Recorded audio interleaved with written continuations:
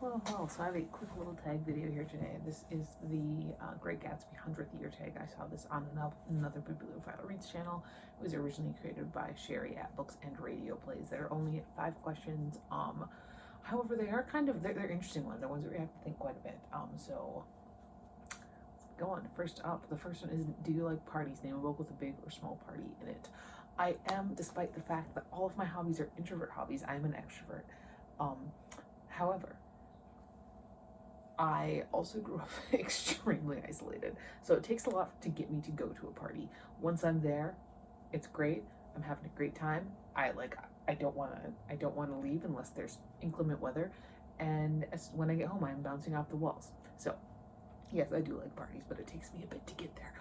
A book with a big or small party in it, and this one was one where I first read this question. I was like, I don't actually really know what to do here, but then I was looking at my bookshelves, and my eyes caught on Beartown. The party in Beartown is really the crux of the entire story. It's not a good party. Bad stuff happens at this party in Beartown. But it is what kind of makes the entire story what it is.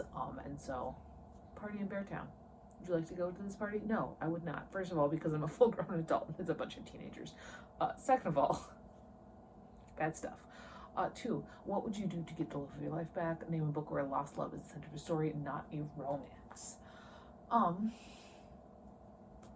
Thinking about, well, again, like, I always feel bad for the books behind me because I have one bookshelf right there. Whenever I'm answering these questions, I look at that one.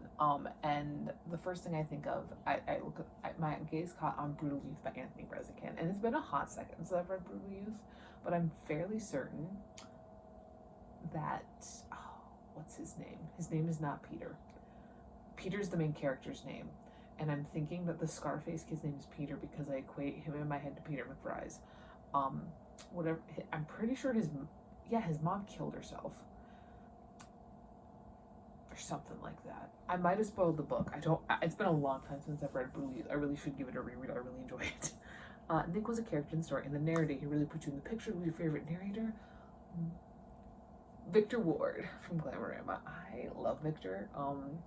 Victor makes the entire book for me. Like, without Victor being the main character, I would not love the book half as much. Victor makes the entire story. Oh my god. Honorable mention to Tolly from I Was a Teenage Slasher. That was one I read very recently, and thinking about, like, as I was reading it, he's definitely what made that book so good for me. What is some advice given to you in your younger and more vulnerable years that you've been turning over in your mind ever since? I'm not sure if there's ever a specific advice, not a specific like moment of advice, not a specific thing there. Perhaps just more in the way that I was raised and what was the behaviors that were modeled for me when I was younger. In that, like I said, I grew up very isolated, but not in like a creepy homeschool way. Like, I went to public school. Like, my parents were public school teachers. My dad was now works in college. But just in the way that I grew up in the middle of nowhere. You know, like I grew up 15 miles away from the nearest Walmart. And I would say that the way that my parents presented the world was, and how they acted when we were out in nowhere, is that it's obviously you need to be like kind and like a good person, like don't be terrible to people. But the social contract and social expectations are really something that you should take with a grain of salt and inspect before you actually go through with a lot of them. Like a lot of just little things. Like, it's like you don't actually have to do a lot of things. A lot of things are just like you can just do whatever you want. That's kind of how I grew up, and I appreciate that. All right, Tom Buchanan is not a good man, but is done in a very subtle manner. Is it? Is it done in a very subtle manner? I'm sure we knew he was a dick from the moment he showed up. Anyway, name a book that the character is not obviously bad, but as you get to know him, he's very, very bad.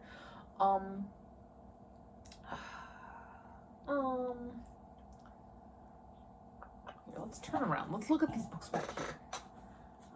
Let's see. I suppose in Hell Followed With Us, we do have the ex-boyfriend. Germinal's got a handful. The Secret History, I suppose, is probably a good choice for this. Not just for a specific character, but for most of these characters, they are kind of presented as these academic high achievers who are just like, they're just special. They're just special. They're different. But they've all got a lot of stuff going on. And honestly, thinking about the secret history, the one that I would say is the least, I mean, other than Camilla, I think she had a lot put on her. Not saying that she can't be bad, but I do think that there was a lot going on with her. When we look at the boys, I think Francis is the best out of them, and he's got a lot going on, man. Like I always kind of like Charles. Before you get to that part, but like I don't know, he was interesting. I've never really been a Henry guy. Like Henry was kind of fine, but I would say in general, the Secret History, just in general, all the characters there. So yeah, that's that. That was the Great Gatsby 100th year tag. I should reread the Great Gatsby. I haven't read it in a hot second. I feel like I had to have read it at some point after I had to read for school. I read it when I was a senior in high school, because I was taking freshman comp at the college, and it was in the second semester freshman comp. We read 3 novels. We read Pride and Prejudice. We read Fear and Loathing in Las Vegas, and we read The Great Gatsby. And I feel like I have to have read it at some point after that, but I don't know if I actually have. I should reread it. I know it's in the book wall somewhere. I know it's in the book wall, so I'll reread it at some point.